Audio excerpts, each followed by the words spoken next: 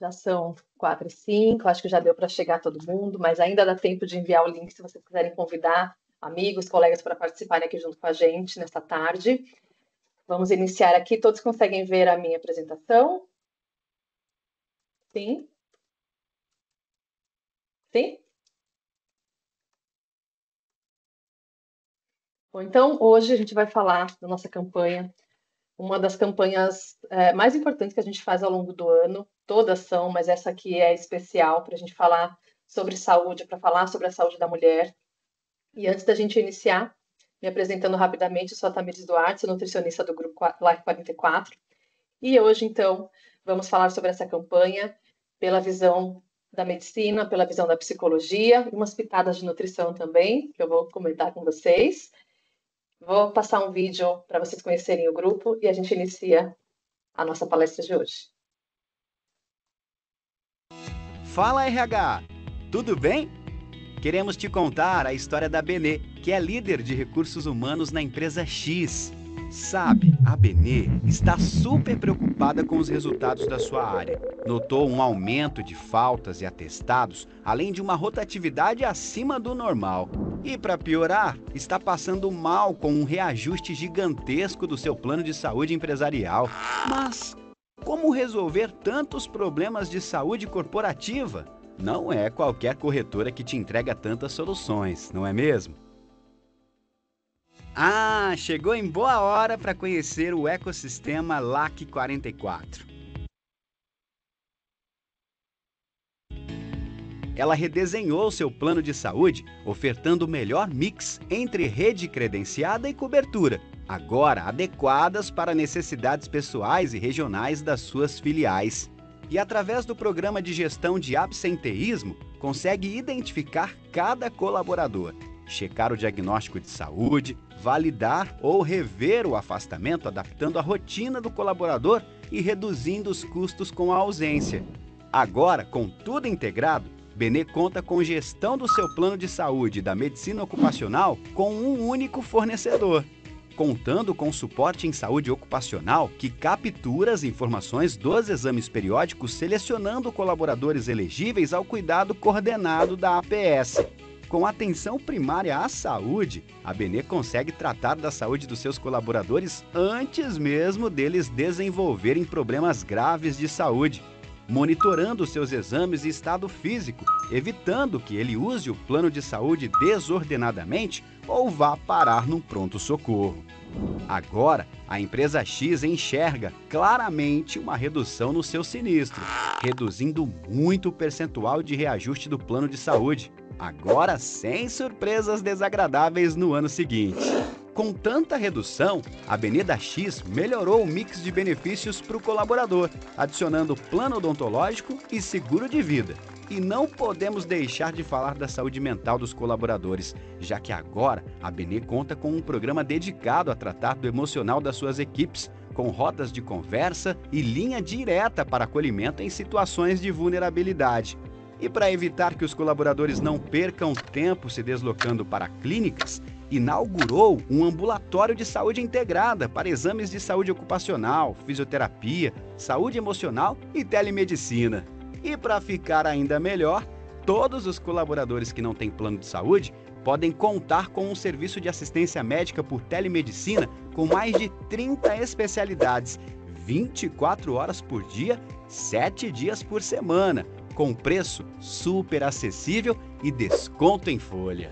É isso! A Benê entendeu que ter um ecossistema de soluções conectadas trazem visibilidade, integração e reduzem os custos.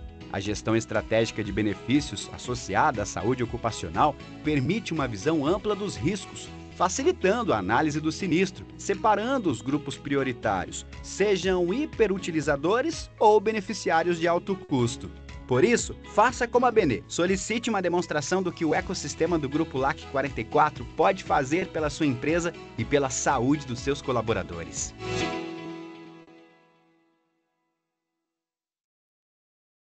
Fala aí. Bom, então apresentamos aqui para vocês um pouco desse ecossistema do Grupo LAC 44, com as empresas Saúde da Gente, Bencorp, Quera, Ônima, todas dedicadas a cuidar da saúde dos colaboradores de forma integrada.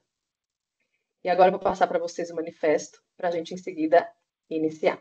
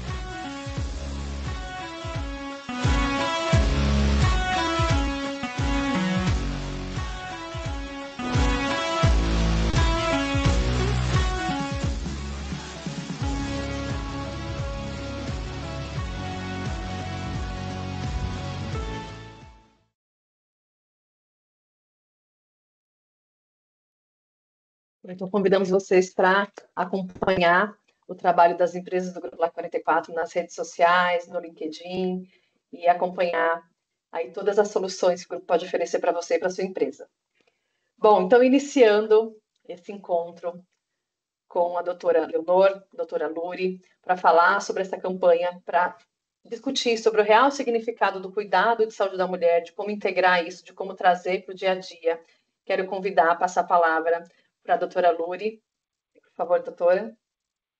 Olá, boa tarde a todo mundo que está aqui na palestra. Estou muito feliz de falar sobre esse tema que eu gosto muito, né? Muito especial para mim. Meu nome é Luri, eu sou médica da atenção primária aqui na Bencorp e vamos falar aqui sobre esse tema tão importante para nós mulheres, para todo mundo, na verdade, né? Acho que impacta na sociedade como um todo. Qualquer dúvida que vocês tiverem, mande no chat, que aí a gente tem um espacinho para responder as dúvidas. Vamos lá.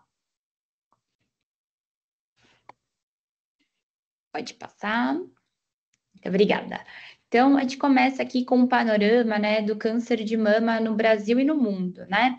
A gente tem que colocar, né, essa devida importância, porque o câncer de mama é o câncer mais prevalente nas mulheres, com exceção do câncer de pele não melanoma, que são aqueles cânceres de pele que a gente chama de carcinoma basocelular, que só tira, não metastiza, né? Por causa do sol, tudo mais é o mais prevalente, mas tirando esse, o câncer de mama é o mais prevalente nas mulheres, né? Então, a gente vê aqui que a gente tem, assim, né, no país, um dado aí do INCA, né, que é o Instituto Nacional do Câncer, em 2024, aí, 74 mil novos casos, né? Tirando aí os casos que já estão sendo tratados e tudo mais, né? Então, a gente vê aí que o câncer de mama no mundo, ele representa quase um quarto, né, dos cânceres totais, aí 24,5%. Podemos passar? Então, a gente vê, né, o quanto aí é prevalente.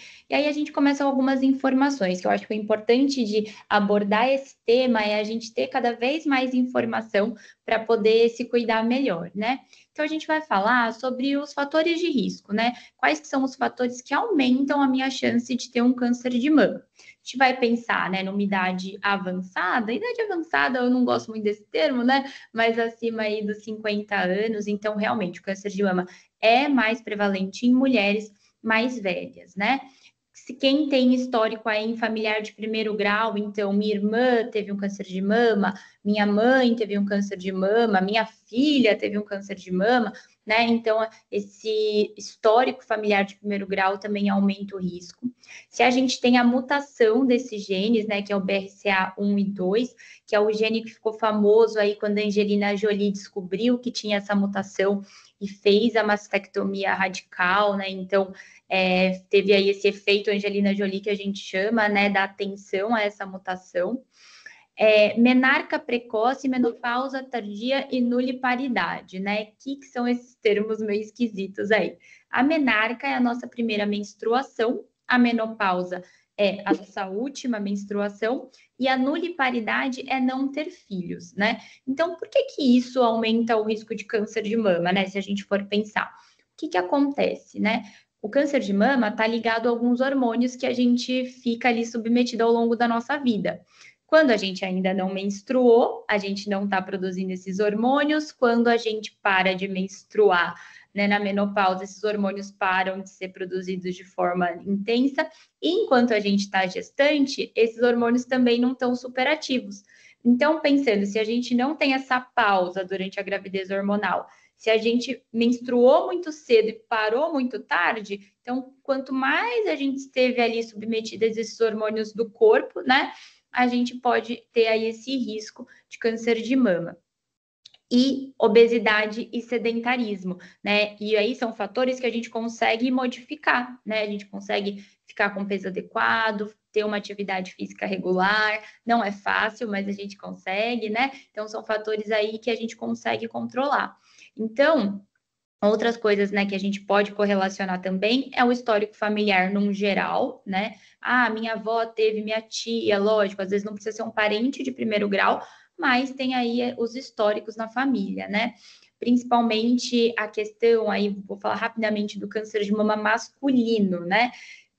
Se você, mulher, tem algum parente, né, um pai, algum parente de primeiro grau que tenha câncer de mama masculino, né? Isso você tem que ficar muito, muito atenta, porque entra um pouquinho nessa parte de genética, mas digamos assim, que o gene que o homem manda para a filha é o gene que está ruim no caso do câncer de mama, né? Não vou entrar em grandes detalhes genéticos, mas é até mais preocupante para uma filha de um homem que teve câncer de mama do que para um filho de um pai que teve câncer de mama. Então, se tem esse histórico masculino na família, muita atenção também, né? O uso de anticoncepcional também aumenta um pouco, não é um risco muito aumentado, e a gente sempre tem que colocar ali custo-benefício, mas entra na regra ali dos hormônios, né? De estar sobre esses hormônios que também tem na pílula, e aí que podem aumentar esse risco, né? Fumar, consumir muita bebida alcoólica, né? Isso também aumenta o risco. E uma alimentação desregulada, isso também aumenta o risco de câncer de mama. Podemos passar. E aí, uma coisa que é importante, além da gente saber dos fatores de risco, é a gente conhecer nosso próprio corpo, né? Isso eu falo, assim, não só em relação ao câncer de mama, mas em relação à nossa saúde, né? Porque só a gente sabe aquilo que a gente sente, só a gente sabe aquilo que é normal, que não é normal dentro do nosso padrão de saúde, dentro do padrão do nosso corpo. Então, é importante fazer o exame de toque, né? A gente conhecer o nosso corpo. O exame de toque vai substituir qualquer outro tipo de exame que a gente possa fazer de imagem? Não, mas é justamente para a gente ter essa consciência de conhecimento, né?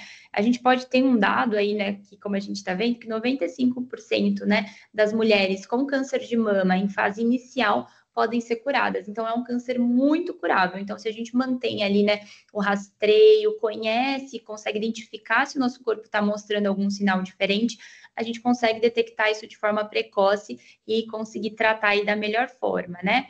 Então, quais são aí os sinais que seriam importantes a gente ficar atento, de tipo, putz, algo está acontecendo no meu corpo, né? Se a gente vê que o formato da mama mudou muito, a gente vê uma assimetria, então é importante se olhar no espelho, né? Tocar a mama, se olhar. Se tá saindo algum líquido esquisito do bico do seio, né? A única coisa que é normal sair é leite na fase em que a mulher amamenta. Fora isso, não é para sair nenhuma secreção do peito. Então, se tiver saindo, né, homens ou mulheres, procurar o atendimento médico. Se a gente começar a ver uma vermelhidão, um ardor, uma coceira, às vezes pode ser uma alergia, sim, mas ainda assim, se for uma alergia, é importante a gente procurar atendimento, né? Se aparecer alguma ferida nessa região da mama sem ter tido nenhum trauma, né, uma batida, um arranhão e aparecer uma ferida, se a gente perceber que tem alguma parte afundada do nosso seio, a pele meio retraída, né, isso também é outro sinal. Os nódulos, né, que a gente vai palpar, importante palpar a região da axila também, né? Porque às vezes a íngua, né, que a gente chama, que são as células de defesa que estão ali ativas quando tem alguma coisa no nosso corpo, se a gente tem o câncer de mama, essas células aparecem, os linfonodos, né, da axila que ficam ativos. Então, se a gente perceber algum nódulo nessa região, também é um sinal de atenção, né? Então, se a gente vê aqui uma alteração das veias, mudança de textura, se a pele começar a ficar ali, a pele do seio com aspecto de casca de laranja, que a gente fala, né? Se você tiver também vendo que o mamilo ficou invertido, mudou de formato, ou mesmo dor constante, né? Todos esses são os sinais aí que a gente vai ficar atento. Quer dizer que se eu tiver um desses sinais é câncer de mama? Não necessariamente, mas é um sinal de que algo não está bem no corpo, a gente precisa investigar e tratar. Então, podemos passar. Doutora, só antes da gente passar para o próximo, eu recebi uma pergunta numa outra palestra, que a mulher perguntou se tem alguma relação, algum risco, não conheço muito a respeito desse assunto, talvez você possa ajudar. Mulher que tem, ou desenvolveu, ou descobriu aquela mama acessória, que acho que são glândulas que se deslocam, algo assim, né? Certo, isso. A mama acessória, né, é uma coisa que pode acontecer.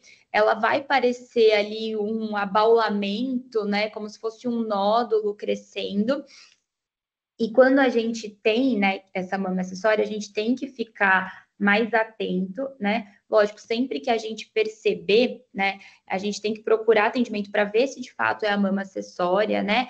Assim, a mama acessória em si, ela não é cancerígena, né? Ela não vai se transformar num câncer, mas a gente tem que ficar atento, né? Ela em si não é um câncer, mas como é um tecido mamário ali, né, que está se desenvolvendo de uma forma diferente, e se a gente for pensar, o câncer nada mais é, né, a gente chama de neoplasia, ou seja, uma nova formação de células aí de forma desenfreada, a gente pode ter uma correlação, por mais que aquilo não se transforme. Então, se a gente tem a mama acessória, é importante fazer a análise, fazer a cirurgia e depois acompanhar certinho para ver se aquelas células ali que podem ter ficado, algum resquício, não se transforme de alguma forma diferente. Então, a mama acessória não vai ser um câncer, mas tendo, é importante que a gente acompanhe por um tempo para ver se não tem nenhuma modificação associada. Interessante, obrigada, doutora. É comum ter mama acessória ou não? Não, não é algo comum. Tá bom. Vamos lá. Perfeito. Então, né, aqui, conforme aquele dado que a gente viu, a gente passa para outro, né, que 28% dos casos de mama, eles poderiam ter sido evitados com hábitos de vida saudáveis, né? Como a gente falou, alguns fatores de risco são modificáveis, que é a dieta, a obesidade, o exercício físico, né? Então, o que a gente tem que entender aqui, né? Que a gente tem que se preocupar ao longo da nossa vida inteira, não só, né, quando a gente tá ali, por exemplo, perto da menopausa, quando a gente tá ali mais velha, com a parte do estilo de vida que a gente leva, né? E isso não só para o câncer de mama, quanto para qualquer outro câncer ou para nosso próprio bem-estar. Então, consumo de álcool é uma coisa até que vem sido muito falado, porque a gente já ouviu muito, tem estudo que fala que tomar uma taça de vinho faz bem, e na verdade não, gente, a gente não tem nenhuma segurança em nenhum tipo de dosagem de álcool para falar que, ó, tá tudo bem se você tomar uma taça de vinho. Não, tá? Então, assim, o ideal é que a gente não beba bebida alcoólica. Lógico, isso está muito inserido na nossa sociedade, está muito atrelado com eventos festivos. Então, o ideal seria assim, se você ainda consumir de forma pontual e controlada, tá? Não fumar, né? O tabagismo tem um risco aí muito grande de aumentar não só o câncer de mama, quanto outros tipos de câncer do trato geniturinário, câncer do trato intestinal, câncer de boca. O cigarro também piora o aspecto da pele, acelera o envelhecimento, então é uma coisa que, assim, é importante cessar. Também não é fácil, mas é muito importante. Inclusive, assim, puxando, eu falo isso, parece uma informação um pouco boba, mas tem mulheres que estão ali preocupadas com a pele, querem passar cremes, pôr botox, tomar colágeno. Se você fuma, você está jogando seu dinheiro no lixo, né? Então, assim, o cigarro aí é uma coisa, eu gosto de apelar para essa parte, porque às vezes é o que a gente está mais preocupado no momento. Parece bobo, mas só para mostrar como o cigarro prejudica aí tanto essa parte mais superficial da estética, quanto a nossa parte mais importante aí, que é prezar pela nossa saúde como um todo. Então, é importante também ter o controle do peso, né? Quando a gente está acima do peso, quando a gente está num quadro de obesidade, isso aumenta o risco de câncer de mama. E lembrar que essa questão, né, da obesidade como doença não é tão simples assim, não é só porque você comeu demais ou porque você treinou de menos, tem muitas coisas envolvidas, tá? Tem vários fatores, então é importante, né, procurar ajuda para aí colocar ajustar todas essas partes para voltar para um peso adequado, né? Então, manter a atividade física, o controle do peso, parar de fumar, comer de forma saudável, né? Alimentos ultraprocessados. Hoje em dia a gente tem contato com muitos industrializados, não só para o câncer de mama, quanto para câncer de trato gastrointestinal, estômago, intestino. É muito ruim. Então, preferir sempre uma alimentação mais limpa, mais natural, né? Evitando ali esses ultraprocessados. E importante sempre fazer o autoexame para a gente identificar alguma alteração e, lógico, seguir ali o rastreio que a gente já vai falar sobre isso. Pode passar.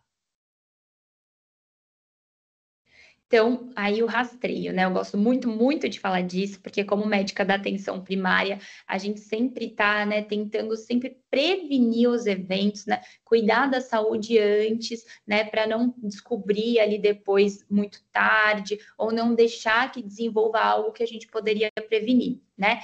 Lógico que a estratégia, ela sempre vai ser individualizada para cada mulher, apesar da gente ter algumas regrinhas, né?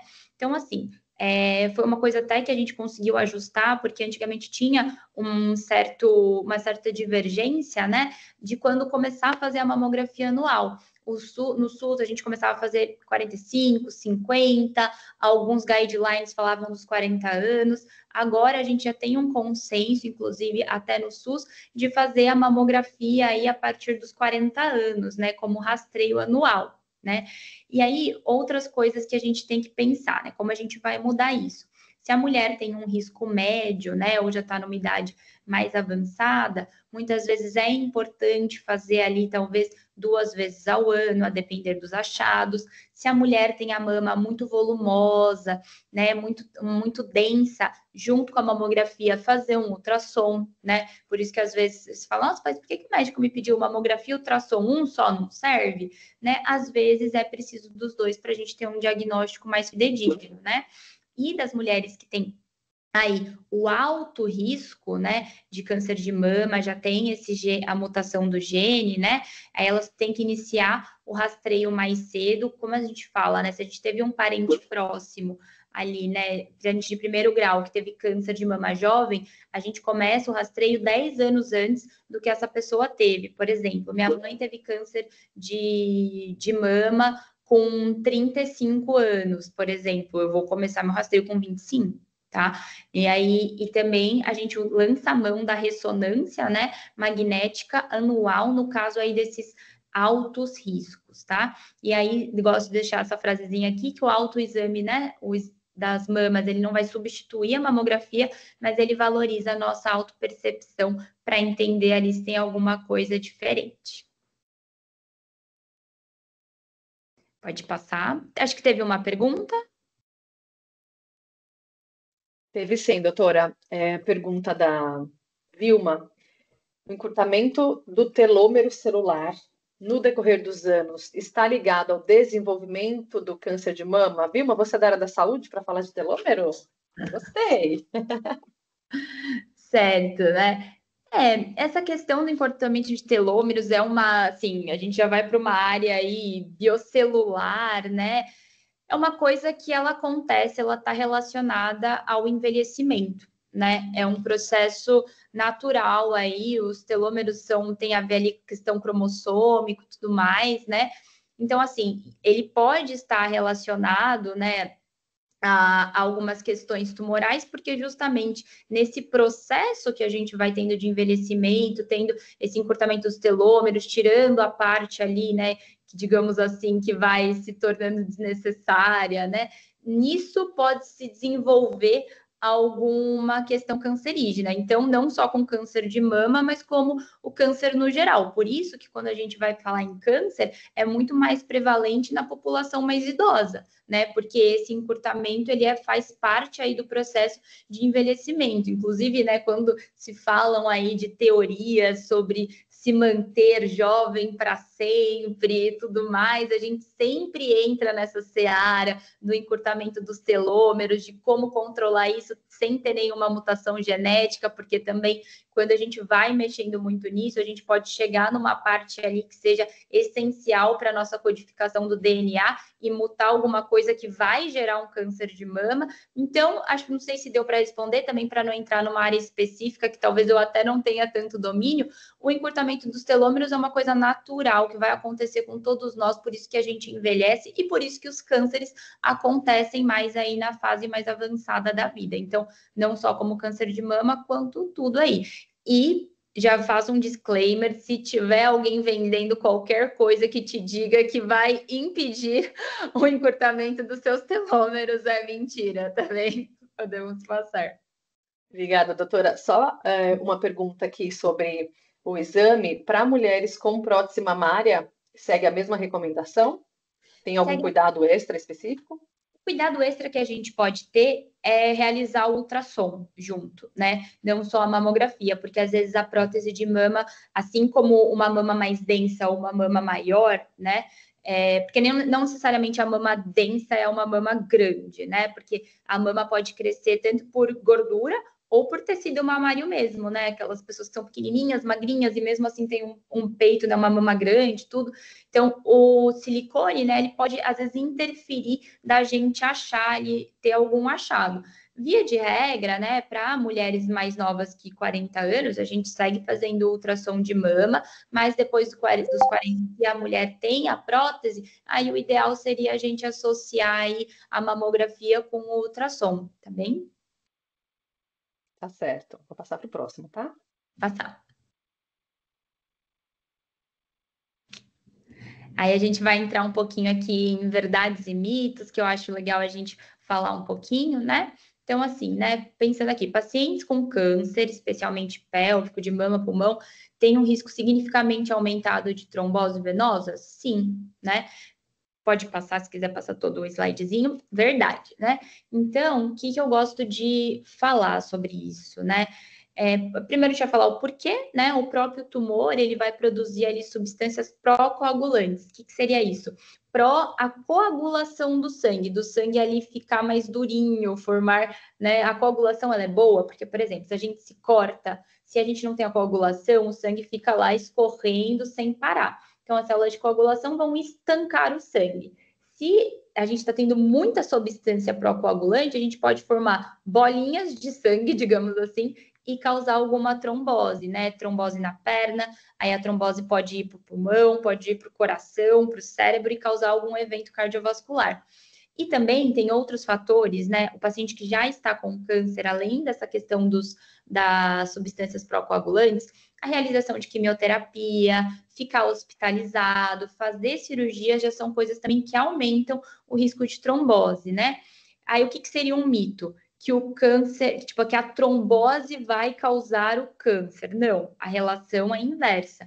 Inclusive, né, se a gente teve algum episódio de trombose, né, ou conhece algum familiar que teve, sempre é essencial, né, depois de excluir alguns riscos mais óbvios, a gente pensar, né, em investigar se não tem alguma neoplasia e algum câncer, porque muitas vezes as pessoas descobrem o câncer porque tem um quadro de trombose. Então, tendo uma trombose, é importante a gente pensar em vários aspectos, né? Não vou entrar muito nessa parte vascular, que senão a gente vai para outro tema, né? Mas tem várias coisas que podem predispor a uma trombose e o câncer é uma delas. Então, teve um caso de trombose, a gente vai investigar para ver se não tem nenhum câncer associado, seja de mama ou de outros locais, tá bem? Podemos passar. E aí, sobre infertilidade, né? A infertilidade em si, ela não é um fator de risco direto para a maioria dos cânceres, né? Então, é um mito. Vamos falar de infertilidade, né? Infertilidade é a gente não conseguir ter filhos. Lembra que lá no começo da palestra eu falei que não ter filhos aumenta um pouco o risco de câncer de mama, porque quando a gente está grávida, a gente fica sem a ação hormonal, né? Dá aquela pausa, então seria menos tempo submetido a certos hormônios que podem causar, né? Que alimentam o câncer de mama. Então é só por isso, mas muitas pessoas optam não ter filho, não porque não conseguem, simplesmente porque não querem, não tiveram a oportunidade. Então, quando a gente vai pensar, né, na infertilidade, ela não vai causar aí um risco de câncer, né? Então, por exemplo, a gente pode ter uma exceção, associação, pensando no ovário policístico, né? Que é uma causa comum de mulheres terem infertilidade, terem dificuldade de engravidar, e ela está associada levemente a um risco de câncer de endométrio, que é o risco da camadinha de dentro do útero, né? Mas não é uma relação de causa-efeito. Por exemplo, eu tenho SOP, eu vou ter câncer de endométrio, não é isso, tá? Inclusive, o câncer de endométrio, né, a paciente comum é o que a gente chama da freira, geralmente uma mulher caucasiana, né, branca, que não teve filhos e está com sobrepeso, né? Quando a gente fala aqui de branco, caucasiano no Brasil, isso se mistura um pouco porque nós somos um país muito miscigenado, né? Então, isso até melhora um pouco aí essas questões, mas é o que a gente vê nos guidelines mundiais, né? Então, a questão da infertilidade com câncer estaria mais vinculada aqui nesse caso, né? Agora, o que é verdade? Que alguns tratamentos oncológicos, sim, podem causar infertilidade. Químio, radioterapia da região pélvica, né? Porque a radioterapia é literalmente um raio ali, né, de radiação para queimar o tumor, que às vezes pode interferir nos ovários da mulher, né?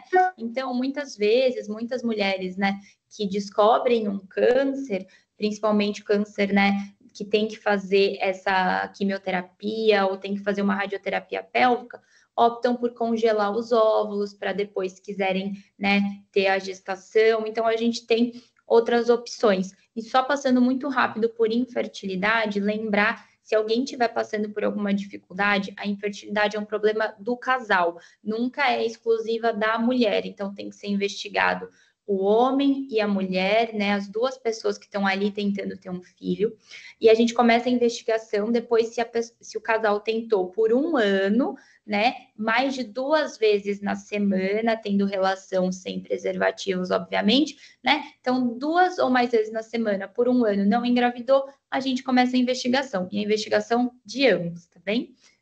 Podemos passar?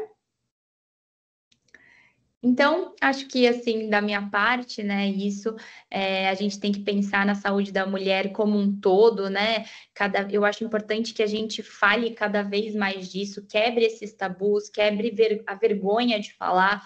Ao longo da minha carreira, eu vi muitas mulheres que já chegaram num estágio de nível de câncer de mama, assim, com uma ferida enorme na mama, porque tinha vergonha de olhar no espelho, tinha vergonha de compartilhar com o marido e tinha vergonha até de procurar atendimento médico, né?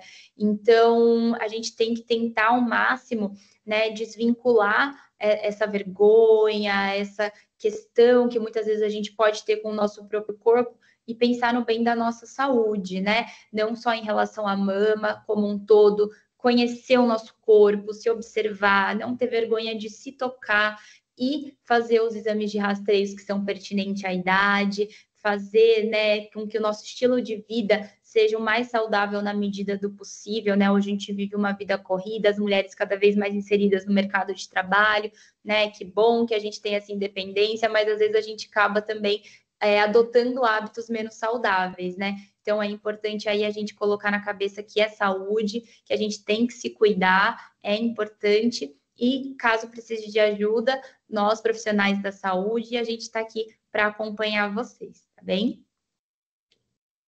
Então, podemos passar. Então, né, as orientações aí que eu posso deixar, realizar como rastreio, né? mamografia a partir dos 40 anos, né, anualmente. Se tem algum fator de risco, discutir com o seu médico, né, ginecologista, médico da família, para individualizar esse rastreio, fazer o Papa Nicolau, e além do Papa, vou falar aqui rapidinho também, desculpa se eu estiver me prolongando muito, a questão que a gente mudou um pouquinho o rastreio, né, porque o Papa Nicolau vinha para a gente prevenir o câncer de colo de útero, e agora a gente começa a fazer a genotipagem do HPV. Por quê? O Papa Nicolau, a gente vai ver se já tem alguma lesão ali no colo do útero da mulher. E quem que causa essa lesão? O HPV. Todo HPV? Nem todo. A gente tem mais de 200 tipos de vírus, né? Então, a gente pode ter o HPV que dá lesão, que não dá câncer, o HPV que não causa nada e o HPV que pode aumentar o risco de câncer de colo de útero. Então, fazendo esse rastreio da gente saber se a gente tem ou não um HPV, antes mesmo de saber se a gente tem a lesão, a gente já está um passo antes, né? Então, isso é muito importante. E lembrar da vacina também, gente, dos 9 aos 14 anos, para meninos e meninas, a vacina é de graça pelo SUS. E por que que isso é importante, tá? Porque isso previne o câncer de colo de útero das mulheres no futuro, porque para os homens o HPV não causa nada, não dá sintoma, então ele acaba nem sabendo que tem numa relação desprotegida, pode passar para a mulher, né? E a mulher também já estaria protegida. E aí você vai falar, uai, mas meu filho, 9, 14 anos, que isso? Aqui a gente não está falando de sexo, a gente está falando de saúde. Essas crianças não têm que ter, obviamente, nada relacionado a sexo, mas fazendo a vacina, elas vão estar protegidas para um futuro, né? E a gente já vê que alguns países da Europa, por exemplo, a Suécia, a Escócia, elas já viram, assim, é um dado incrível, assim, vocês podem procurar isso depois, assim, os artigos, as notícias, da época das meninas, né, todas que tomaram a vacina ali entre os 9 a 13, 14 anos, não registraram câncer de colo de útero na vida adulta. Isso é incrível, né? A gente conseguir, de fato, praticamente erradicar um câncer aí que é muito prejudicial para as mulheres. Então, fazer a mamografia, pensando no câncer de mama, fazer o Papa Nicolau e a genotipagem de HPV, e, lógico, fazer ali os exames de sangue de rotinas que competem aí para as questões que a gente está precisando no momento. Perfeito. Então, aqui, né, falar um pouquinho também já falei bastante, né, da alimentação saudável, hidratação, a Tá vai poder falar um pouquinho mais para a gente, né? Questão de planejamento familiar, o que seria isso? Conhecer as possibilidades aí, né, da gente se prevenir, se a gente não quer ter uma gestação naquele momento, o que a gente pode utilizar ou não, a gente tem vários métodos, sejam eles com hormônio, sem hormônio, com um tipo só de hormônio ou 2 tipos, então é importante falar sobre isso, né? Também não vou entrar muito no mérito, porque senão é outra palestra, mas procurem atendimento para conversar sobre, se for uma questão de interesse, ou se você não estiver se sentindo bem com o método que você está utilizando, a gente tem essa possibilidade de escolha, tá? A gente não tem que necessariamente aceitar o que um médico falou sem nem explicar para a gente, tá bem? E sempre que tiver gestante, fazer o pré-natal, né, acompanhar certinho nas consultas, se cuidar no puerpério, né, que é o pós ali, e manter aí os exames sempre em dia e o acompanhamento também. Pode passar. Atividade física, né? Falei aqui bastante. A gente tem que fazer, tá bem? A gente tem uma meta ali, né, de 150 minutos de atividade leve a moderada por semana para não ser sedentário. É isso que a Organização Mundial da Saúde preconiza. A gente precisa chegar logo nessa meta? Não, a gente começa aos poucos, né? O melhor exercício é aquele que você consegue manter, né? Rotina perfeita e só existe no Instagram. Então, a gente tem que ir se adaptando para a gente conseguir manter. Putz, escorreguei na dieta, escorreguei ali na atividade física, voltar à rotina, né? A gente pode, às vezes, sair, tudo bem, acontece, a vida dá dessas, né? O importante é que a gente sempre volte ali, tá bem? Né? E aí isso vai permanecer, tanto exercício físico, exercício de força, vai aumentar a nossa saúde óssea, né? Também a ingestão de vitamina, a ingestão de cálcio, a vitamina D que a gente absorve do sol também, isso vai aumentar a nossa saúde óssea, higiene do sono para a gente manter né, ali o descanso adequado, porque se a gente não dorme bem, dorme de forma superficial, acorda muito de noite, a gente vai ter aí sintomas de irritabilidade, ansiedade, falta de concentração. Então, o sono é muito importante. Então, a gente tem que manter essa rede de suporte, tanto com a nossa rede de apoio familiar, de amigos, a rede também dos profissionais de saúde, né, que vão acompanhar a gente, nutri, médico, psicólogos, né, e se manter informado, a educação continuada, que é isso que a gente está tentando fazer aqui, vamos tentar manter aí por um tempo. Então, priorizar a saúde, ter informação de qualidade, por isso que sempre surgiu alguma dúvida e viu alguma coisa na internet, achou esquisito, pergunta para um profissional de saúde confiável, busque apoio quando precisar, tanto de questão de saúde física quanto a saúde emocional, saúde mental. Isso é uma das coisas mais importantes que refletem na nossa saúde física, né? Sempre promover e manter os hábitos de vida saudáveis e falar, né? Falar sobre saúde, não ter tabu sobre isso, para que a gente consiga aí ajustar todos os pontos que vão saindo fora da curva. Então, a hora de se cuidar é agora, é sempre, e a gente está aqui sempre à disposição para ajudar vocês no que for. Muito obrigada, doutora. Nossa, enriquecedor de verdade. A gente já esperava, né, de ter essa visão integral. E agora, para a gente finalizar, vou convidar a doutora Leonor para falar com a gente sobre saúde mental e equilíbrio. Doutora, por favor. Boa tarde a todos, obrigada aí pela oportunidade de estar conversando mais uma vez com vocês. Pegando o gancho aí no que a doutora Luri falou, da questão, né, de cuidar aí da nossa saúde mental, né, vamos falar um pouquinho sobre essa questão do equilíbrio emocional, né, então, na verdade, isso, a gente ter um equilíbrio emocional é a gente ter uma boa regulação, né, emocional em situações adversas, né? Então a gente está falando de câncer de mama e o diagnóstico, a notícia, né, de estar com o câncer e precisar fazer um tratamento é uma situação adversa, e aí a gente precisa ver como é que a gente vai lidar com o nosso emocional, com os nossos sentimentos, né? A doutora Luri chegou a falar, quer dizer, muitas vezes, né, o medo, a ansiedade, vergonha, a própria negação da doença, né? Tudo isso faz com que a gente paralise e não consiga lidar com a situação, né? Então, o importante é a gente se entender neste momento, como é que eu estou me sentindo, né? O que eu posso fazer a partir daqui, ao invés de me paralisar e não iniciar um tratamento? Não, pera, eu vou lidar com a situação. Num primeiro momento, as pessoas recebem o diagnóstico e acatam ou entendem até como uma situação de uma sentença de morte, né? Mas eu acho que o importante é a gente tentar entender as possibilidades, as formas de tratamento, e eu acredito muito que o quanto mais positivo a gente tiver diante desse tratamento, melhor vai ser a nossa recuperação e a forma para a gente encarar a situação, né? Hoje em dia, eu até brinco, né? Sempre que eu vou dar uma palestra, eu lembro de um pacientezinho meu que veio para terapia e eu falei, o que você está fazendo aqui, né? Aí ele falou para mim, eu vim aprender a lidar com os meus divertidamente. Então, acho que tem isso, quer dizer, né? A gente tem aí os nossos divertidamente internos aí, a gente tem que aprender a lidar com eles, né? E lidar da melhor forma para que eles não nos paralisem. Então, diante de um diagnóstico, fazer o tratamento e muito antes de receber o diagnóstico, fazer a prevenção, para que a gente não chegue a isso, né? Então, é bem isso, a gente equilibrar razão e emoção quando a gente está numa situação difícil. Pode passar.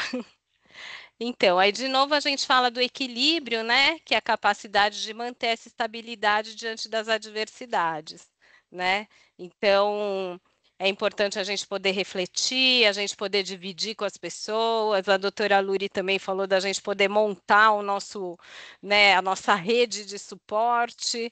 Então, acho que é importante a gente trazer para perto tudo que nos faz bem, né? Montar mesmo um combo de apoio em qualquer situação adversa. Pode passar. Né? Então, enfim, como a gente falou, né, dos sentimentos, né, muitas vezes a gente está sentindo angústia, ansiedade, depressão, né, estresse, pânico, descontrole, agitação, medo, impulsividade, né, ciúme. Todos esses sentimentos, eles não são por si só negativos, né? Mas se eles são constantes, né, e impedem a gente de atuar no nosso dia a dia, a gente tem que voltar a nossa atenção para isso e procurar uma ajuda, procurar aí um cuidado, né? Pode passar. E aí, isso, às vezes a gente tem alguns, né, alguns sintomas, né, insônia, estresse, taquicardia, falta de ar, né, ansiedade, né, diante de algumas situações, isso é natural, isso não pode virar uma constante na nossa vida. Por isso que a gente fala do combo aí, né, de montar essa rede de apoio, né, então trazer para perto tudo que nos faz bem. Pode passar, Tamires. Só Então, para pode falar. complementar, doutora, sobre o que faz bem, e eu falo isso quando eu vou falar de alimentação, que muitas vezes Uhum. aquilo que você entende como algo, eu estou cansado, irritado, com tédio, eu vou comer um docinho. Se isso é algo pontual, tudo bem, pode fazer parte, mas essa sua válvula de escape tem que ser algo que vai te ajudar, te elevar, pensando no longo prazo. Né? Acho que depois dá para a gente se aprofundar no final da sua fala desses recursos, né, que a pessoa pode ter, que não sejam Sim, só celular, comida e coisas que estão ali mais colocar próximas. tudo para dentro, né? Exatamente. Que a tentativa é essa, da gente conseguir externalizar, conseguir dividir ou com os profissionais, ou dividir com pessoas próximas, família, amigos, né? Entender como é que a gente está lidando com as questões, né? Então, muitas vezes a gente nem está se reconhecendo num determinado comportamento, então é bom a gente sair de cena um pouco, dar uma respirada, né? Se tiver numa conversa mais acalorada, poder dizer, ó, vamos retomar isso num outro momento, né? Às vezes a gente se sente mesmo sem chão com algumas notícias e não sabe como lidar, então vamos esperar, né, para não tomar nenhuma decisão definitiva, né? A gente sempre fala que diante do caos é possível a gente criar possibilidades, mas não decidir coisas definitivas, né? Então, é muito importante a gente investir no nosso autoconhecimento mesmo, né? E quando a gente fala dessa questão de rede de apoio, né, de trazer para perto o que nos faz bem, aí a gente vai decidir, né? Vou trazer para perto atividade física, vou cuidar do meu sono e da alimentação, que são as bases aí para a gente garantir qualidade de vida, né? Vou trazer a espiritualidade para perto, isso também nos alimenta, nos fortalece diante de notícias aí estressantes, né? Então é importante a gente se entender, conhecer as nossas emoções, né? Saber quando não, pera, não estou conseguindo sozinho, então vou procurar a ajuda de um psicólogo para poder conversar, né? Eu sempre falo que na terapia a gente vem recordar, repetir e elaborar, né? Então a gente vem falar sobre as questões, a gente se ouve e a gente consegue também fazer diferente, né? Para a gente se sentir mais em paz, né? Pode passar. Aí a gente fala um pouquinho de como é que a gente pode ajudar alguém também, porque a gente fala muito, né, do autocuidado, mas a gente também pode estar atento ao outro, né? A gente também pode perceber o outro diferente, mais angustiado.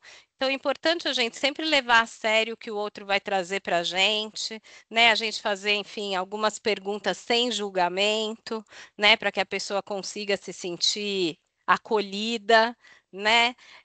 Muitas vezes a gente ouve, né, alguém contando alguma questão para a gente e a gente acaba falando, ai, olha, tem pessoas com situações bem piores que você, né? E não, nada disso ajuda, né? Vamos acolher, vamos ouvir, vamos entender de que forma a gente pode ajudar, né? Muitas vezes a gente monta, enfim, um círculo de amizade, de proteção em torno dessa pessoa para poder acolher também, né? Tem gente que a gente entende no olhar, né? A gente já consegue acolher no olhar. Então, e orientar, quer dizer, muitas vezes a gente está precisando de um apoio, né? Então, busque um psicólogo, né? Ou, não estou conseguindo sozinha, estou tendo esses sintomas de ansiedade, estou deprimida e etc. Busque, então, um psiquiatra, né? O psiquiatra nada mais é do que o profissional que pode atuar com a medicação para ajudar nas questões emocionais, né? Eu sempre falo que o cérebro é mais um órgão do corpo, tendo que é um dos principais, assim como o coração e etc. Mas se a gente está, por exemplo, com a pressão alta, a gente vai ao médico, toma o remédio e não questiona, né? Então, se a gente está com alguma questão emocional, a gente pode ir ao psiquiatra para tratar os sintomas que a gente está tendo e tomar uma medicação, né? Sem medo de, vou ficar dependente, vou tomar para o resto da vida. Se a gente tem diabetes, pressão alta, a gente vai tomar para o resto da vida e a gente não vai questionar, né? Então, pensar no cérebro e no nosso emocional como sendo mais um órgão que precisa aí de ajuda muitas vezes, né? Pode passar. E, enfim, é o que a gente fala, prevenir é sempre o melhor remédio, né? A gente precisa garantir aí a nossa saúde mental, nossa qualidade de vida, né? Então, algumas dicas são exercitar a mente com jogos, leituras, novos idiomas, novos aprendizados, tudo ajuda a mente a não envelhecer, né? Praticar o mindfulness, né? Meditação, técnicas de respiração. Mindfulness é um exercício de respiração que ajuda a gente a oxigenar o cérebro e baixa o nosso nível de ansiedade. Então, falando rapidamente, se a gente praticar todos os dias e praticar 10 vezes seguidas, né, o exercício, a gente oxigena o cérebro e os neurologistas garantem que a gente muda o funcionamento do cérebro, vai se tornando cada vez menos ansioso. Então, o exercício é, a gente inspira o ar, contando até 6, segura o ar, contando até 3 e solta o ar, contando até 6 novamente. Nesse tempo, 6, 3, 6. Inspira, segura e solta. Se a gente fizer 10 vezes seguidas, a gente fica mais calmo, menos ansioso e a longo prazo vai diminuindo a ansiedade mesmo. É uma forma natural da gente tratar, né? Atividade física, que é, né, movimentar o corpo, praticar esportes, caminhar, alongar, encontrar o que a gente gosta, né? Também já contei para algumas pessoas, eu não gosto de praticar esportes, mas adoro dançar. Então, faço balé, faço jazz, enfim, faço sapateado, é isso, é se movimentar, né? Enfim, criar vínculos, né? Ter amigos, ter pessoas para conversar, para trocar é muito importante. A gente não vive sozinho, né? Então, poder dividir com as pessoas é importante. A questão de cuidar da alimentação, né? Acho que a Tamires pode ajudar a gente ainda mais. E a questão do sono, né?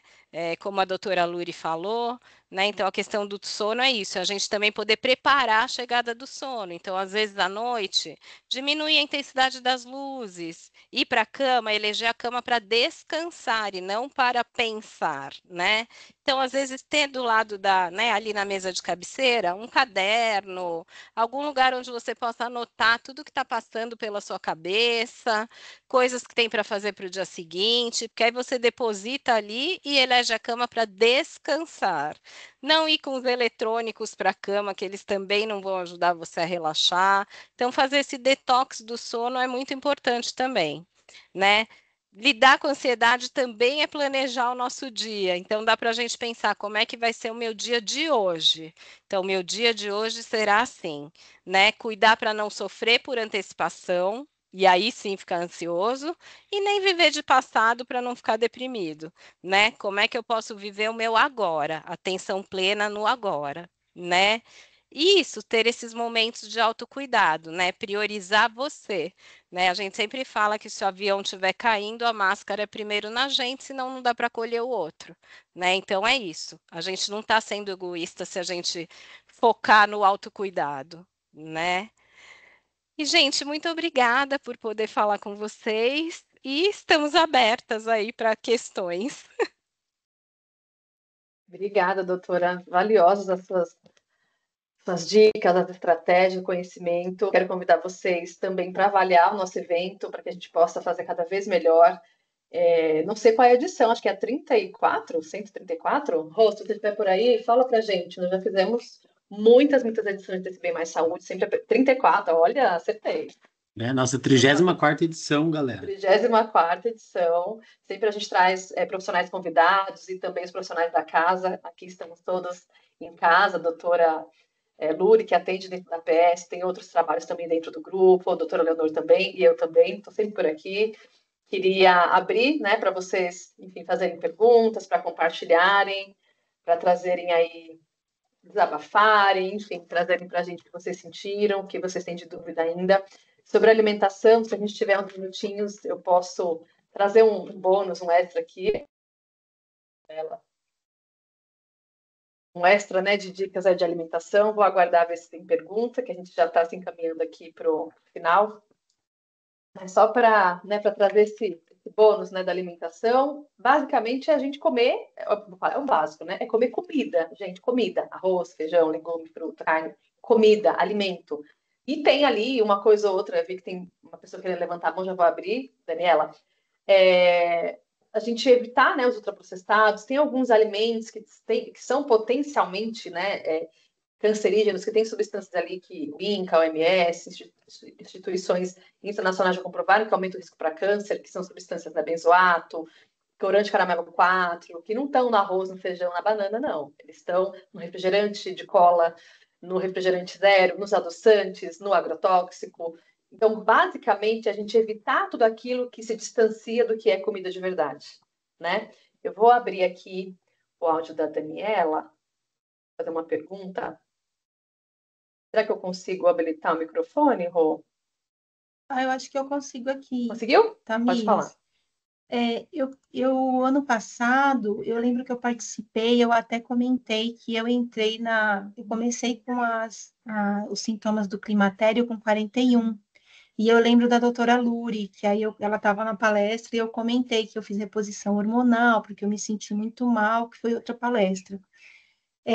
No dia 12 de setembro, eu fui diagnosticada com carcinoma, foi o resultado do exame, mas o que eu queria trazer aqui para as meninas e para os esposos, né, é que assim, eu sou de uma família que tem muita mulher, ninguém nunca teve câncer, então eu tinha meio que, eu era confortável com isso, mas eu nunca me abandonei, isso tem a ver com autocuidado. Então, eu sou virginiana chatona, então eu faço os meus exames certinho, sempre fiz. E eu sempre comentei com as meninas da mamografia, eu prefiro fazer esse exame que é chato, incômodo, uma vez ao ano, do que eu ter que fazer um tratamento de câncer. Mal sabia eu que eu ia fazer, né? Aí, assim, gente, de verdade, eu não sabia da relação, mas a minha mama era densa. Eu sempre fiz mamografia e ultrassom. E eu sempre fiz o exame, o autoexame. Eu senti um bolo estranho na minha mama direita, mas não tinha nódulo. Mas eu, por conhecer meu corpo, eu senti diferença. Eu senti que tinha uma massa ali, mas eu não encontrava nódulo, tá? Fiz a mamografia de rotina. Graças a Deus, a pessoa muito abençoada, uma mão abençoada, ela viu uns pontinhos no meu exame, e aí eles colocaram BIRADS 4 e era microcalcificação. Mas assim, até o mastologista falou, Daniela, eu acredito que não é nada, e eu passei por 2 mastologistas. Eu acredito que não é nada, mas vamos fazer a mamotomia, que é um exame, assim, gente, de verdade. Foi o pior de todo o tratamento. E eu fiz químio. Mamotomia é horrível. Aí eu fiz a mamotomia e fui diagnosticada com carcinoma ductal in situ. Aí o doutor falou, a gente vai tirar as glândulas mamárias, né, os dutos mamários, e a gente nem considera um câncer, porque está isolado, a gente tira, tá ótimo. Fui fazer os pré-operatórios, na ressonância magnética, eu tinha um tumor de 1 centímetro na outra mama. Então, eu descobri, gente, assim, por Deus, sabe? Eu sou muito grata. Eu não vim trazer para vocês um depoimento de, ai, que tratamento horrível. Cara, eu dei muita sorte, eu estou muito feliz que eu descobri cedo. E eu não tinha. A única coisa que eu me encaixo é que eu não tive filho. A única coisa que eu me encaixo no que a gente viu. E assim, comia muito doce, muito doce. Não sei se tem a ver, mas eles pedem para a gente evitar comer doce porque alimenta as células cancerígenas. E aí eu fiz a cirurgia, a outra mama estava bem impactada, né? Então eu tirei as duas mamas, eles colocaram silicone na mesma cirurgia e eles mandam material para exame, né? Eu tinha um tumor de 4 milímetros naquela que estava com a microcalcificação. Então eu estava com tumor nas duas mamas. Fiz a quimioterapia, fiz 6 para garantir, porque meu prognóstico é muito bom, graças a Deus, eu descobri cedo. E o que vocês falaram da trombose, a gente usa meia depois da cirurgia, a gente toma aquelas injeções na barriga para evitar a trombose. E, gente, assim, eu sobrevivi, não é um tratamento horrível, sabe? É necessário, eu sou virginiana prática, vamos fazer, vamos, vamos, vamos. E assim, o que dá muita agonia é porque assim, eu fiquei 2 meses para fazer a cirurgia de exames e marcação de cirurgia e autorização da cirurgia. E a primeira coisa que a gente quer quando descobre é tipo, tira isso de dentro de mim, né? Mas era só isso que eu queria. Assim, achei a palestra maravilhosa. O que a doutora Leonor também falou da nossa cabeça é exatamente isso. A gente tem que se acolher. E eu só queria mesmo. Eu não consigo participar das coisas que a 3Com faz porque eu fico no cliente. Mas hoje eu fiz questão de vir só para dar meu depoimento e agradecer, sabe? Dizer para as meninas, gente, se cuidem e façam a mamografia. É chato, mas façam. Pelo amor de Deus, que vocês estão se protegendo, estão se autocuidando, né? Era só isso, gente. Obrigada, viu? Só isso não, tudo isso, tudo isso. Nossa, Pois é. obrigada, obrigada mesmo, viu, Daniela? E sempre que você tiver espaço para falar sobre o assunto, fale. Eu dei uma palestra agora antes da gente entrar aqui para um outro cliente e uma pessoa deu depoimento. E eu falei para ela, sempre que você puder, você fale, porque as pessoas se conectam muito com histórias. O conteúdo, a informação, a ciência que a gente traz é importante demais. Com histórias. Então, sempre que você puder, fale sobre o assunto, porque assim, enriqueceu. Obrigado por esse presente, viu?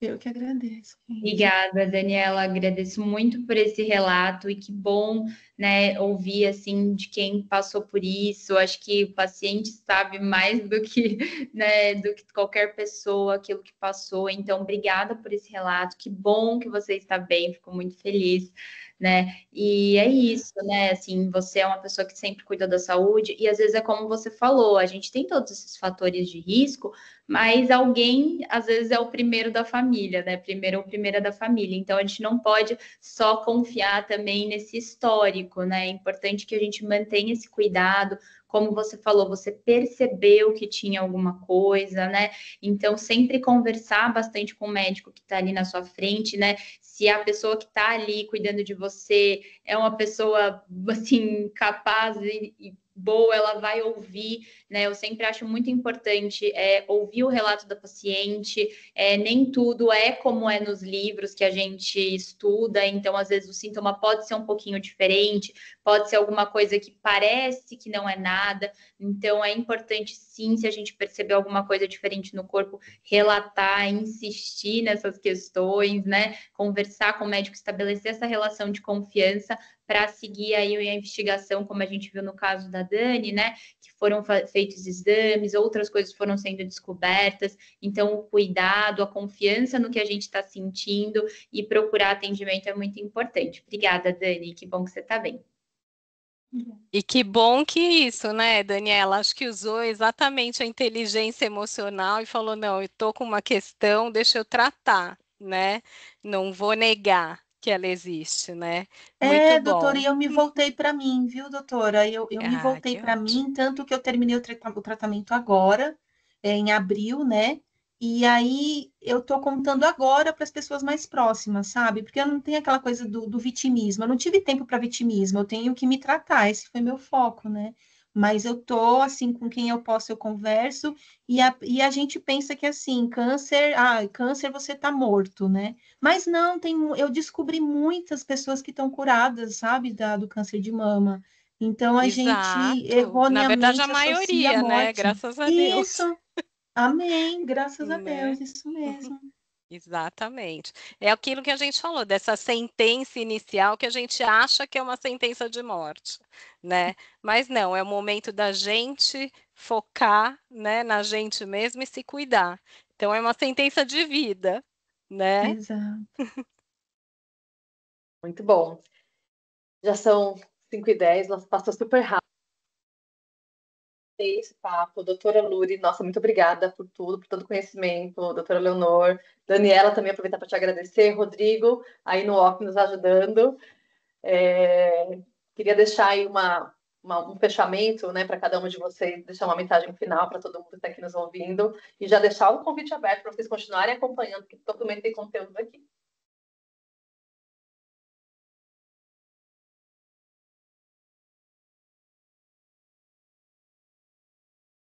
Luri, tá fechado o seu. Só agradecer todo mundo que participou da palestra, né? Assim, muito obrigada. Espero que a gente possa continuar aí trazendo informação para vocês no que precisar. A gente está aqui na atenção primária, né? Podendo fazer esse acompanhamento, então contem conosco. Eu também queria agradecer a possibilidade da gente poder conversar. Estamos lá na empresa, então estamos acessíveis para conversar sempre. E muito obrigada. Obrigada, pessoal. Até a próxima. Ótima semana. Tchau, doutora. Beijo. Gente, obrigada. Tchau, tchau.